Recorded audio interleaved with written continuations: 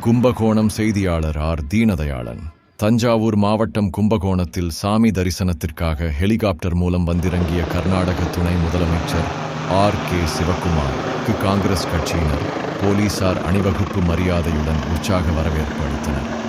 தஞ்சாவூர் மாவட்டம் கும்பகோணத்தில் உள்ள ஐயாவாடி பிரத்யங்கரா தேவி கோவிலில் சாமி தரிசனம் செய்வதற்காக ஹெலிகாப்டர் மூலம் அரசு கலைக்கல்லூரி மைதானத்தில் கர்நாடக துணை முதலமைச்சர் D.O.K. சிவகுமார் வந்து இறங்கினார். அவருக்கு காங்கிரஸ் கட்சியின் தஞ்சை வடக்கு மாவட்ட தலைவர் யோகநாதன், கும்பகோணம் மேயர் சரவணன், காங்கிரஸ் மாநில பொதுக்குழு உறுப்பினர் தியாகராஜன், கும்பகோணம் முன்னாள் வட்டாரத் தலைவர் ரமணா வரதராஜன், மாவட்ட செய்தி தொடர்பாளர் சரவணன் மற்றும் அக்கட்சியினர் சால்வை அணிவித்து உற்சாக வரவேற்பு அளித்தனர்.